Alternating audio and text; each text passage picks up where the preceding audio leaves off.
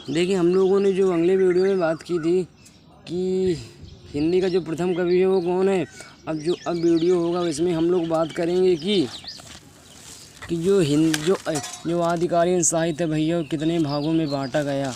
आदिकालीन साहित्य क्या है। जो आदिकालीन साहित्य भैया 3 भागों में बांटा गया। एक है धर्माश्रित, दूसरा है राज्याश्रित और तीसरा है लोकाश्रित। गणपति चंद्र गुप्त ने आदिकालीन साहित्य को 3 भागों में बांटा। पहले धर्माश्रित, दूसरा है राज्याश्रित और तीसरा है लोकाश्रित। जो सिद्ध साहित्य, नाथ साहित्य, जैन साहित्य आता है। धर्माश्रित साहित्य के अंतर्गत रासो साहित्य आता है। राज्याश्रित साहित्य के अंतर्गत लौकिक साहित्य और गद्य साहित्य आता है। लोकाश्रित साहित्य के अंतर्गत जो हम लोग आज चर्चा करेंगे सिद्ध साहित्य के बारे में। जो सिद्ध साहित्य की समय सीमा है जो है 8वीं शताब्दी से 10वीं शताब्दी तक जो सिद्ध साहित्य का समय है। इसकी भाषा औहट्ट है। अब आप लोग को नहीं पता होगा औहट्ट किसे कहते हैं। अपभ्रंश का बढ़ाव विकसित रूप ही औहट्ट कहलाता है। अपभ्रंश का बढ़ाव विकसित रूप ही औहट्ट कहलाता है। जो अपभ्रंश के पहले वाली भाषा औहट्ट कहलाती है। जो सिद्धों की संख्या है 84 है। सिद्ध साहित्य धर्माश्रित साहित्य के अंतर्गत आता है। राहुल शंकरत्यायन ने सिद्धों की संख्या 84 बताई है, जिसमें कि केवल 14 कवियों की रचनाएं उपलब्ध होती हैं। सिद्ध कवियों के नाम के अंत में पाल शब्द जुड़ा होता है। सिद्ध साहित्य को जनमानस में पहुँचाने के लिए 5 कवियों का महत्वपूर्ण कार्य है। सिद्ध साहित्य को जो लोगों तक पहुंचाया उसमें से 5 कवि हैं। पंडित हरप्रसाद शास्त्री, राहुल शंकरत्यायन, हीरालाल जैन, जाकोबो और डॉक्टर रिचर्ड पिसेल। और हम लोग हरप्रसाद शास्त्री के बारे में जानेंगे कि हरप्रसाद शास्त्री ने 1917 ईस्वी में नेपाल में सिद्ध साहित्य के ग्रंथों को पाया। इसके बाद 1918 ईस्वी में बंग साहित्य परिषद से इसका प्रकाशन कराया। पंडित हरप्रसाद शास्त्री ने 1917 ईस्वी में नेपाल में सिद्ध साहित्य के ग्रंथों को पाया। इसके बाद 1918 ईस्वी में बंग साहित्य परिषद में इसका प्रकाशन कराया। हरप्रसाद शास्त्री ने इसका प्रकाशन बौद्धगान और दूहा के नाम से कराया। हरप्रसाद शास्त्री ने इसका प्रकाशन बौद्धगान और दूहा के नाम से कराया। जो सिद्ध साहित्य है भैया बौद्ध परंपरा से संबंधित है। सिद्ध साहित्य है भैया बौद्ध परंपरा से संबंधित है हमारा कौन सिद्ध साहित्य। अब हम लोग इसके बाद जानेंगे कि सिद्ध साहित्य की 2 शाखाएं हैं। एक हीनयान शाखा, एक महायान शाखा। जो हीनयान शाखा है वो क्या है।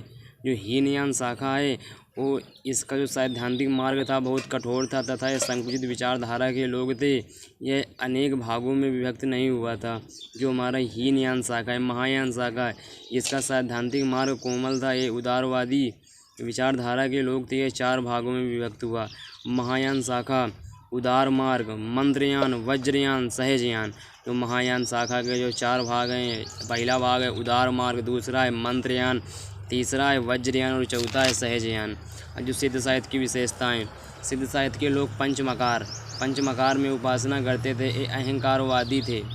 दूसरा नंबर ए अहंकारवादी थे। तीसरा ए अपने मन का मंडन एवं दूसरे के मन का खंडन करते थे। और ये लोग बाह्य आडंबरों को नहीं मानते थे। नारी भोग में विश्वास रखते थे। गुरु की महिमा पर अत्यधिक बल देते थे। योग में काय साधना पर बल देते थे। जीवन व जगत के प्रति स्वीकारात्मक दृष्टिकोण था। जादू टोना पर अधिक बल देते। सिद्ध साहित्य के कवियों की भाषा रहस्यात्मक एवं शैली प्रतीकात्मक थी। इन्होंने प्रबंध नहीं बल्कि मुक्तक काव्य रचना की है। सिद्ध कवियों ने दोहा व चर्यापद की रचना की है। सिद्धों की संख्या 84 है। जो प्रमुख सिद्ध हैं सरहप्पा हैं। अब हम लोग कुछ जान लें कि सिद्ध साहित्य के बारे में महत्वपूर्ण तत्व। जो सिद्ध साहित्य की समय सीमा बता दी। और जो सिद्धों का प्रमुख केंद्र था वो श्री पर्वत, अम्बुद पर्वत और तक्षशिला, नालंदा, असम, बिहार है। सिद्धों को पाल वंश का संरक्षण प्राप्त था। बाद में मुस्लिम आक्रमणकारियों से परेशान होकर भोट देश चले गए। भोट देश का मतलब है नेपाल, भूटान, तिब्बत चले गए। सिद्धों के बारे में जो सबसे पहले जानकारी है ज्योतिषी ठाकुर की रचना वर्ण रत्नाकर में प्राप्त होती है। सिद्धों के बारे में सबसे पहले जानकारी राहुल शंकरत्यायन ने अपनी रचना हिंदी काव्यधारा में 1845 ईस्वी में दिया था। राहुल शंकरत्यायन ने सिद्धों का आरंभ सरहप्पा से माना है। सरहप्पा का समय 769 ईस्वी माना है। जो 84 सिद्धों में भैया 4 स्त्रियां भी थीं। पहली है कनक लपा, दूसरी है लक्ष्मी करा, तीसरी है मणिभद्रा, चौथी है मेघ लापा। ये 4 सिद्ध कवियों में नारियां हैं।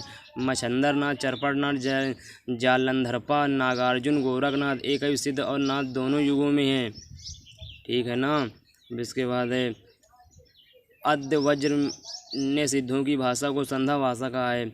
जो अद्वज्र है ने सिद्धों की भाषा को संधा भाषा, हरप्रसाद शास्त्री ने सिद्धों की भाषा को आला अंधारी कहा है। सिद्धों ने निराश जनता में उत्साह का संचार किया।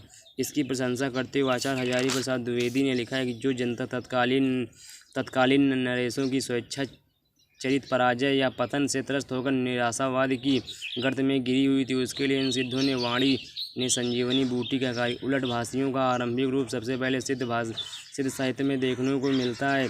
सिद्ध साहित्य में बौद्ध धर्म की महायान शाखा के वज्रयानी कवियों द्वारा अपने धर्म का प्रचार प्रसार करने के लिए जो जन साहित्य में लिखा गया उसे ही सिद्ध साहित्य कहते हैं।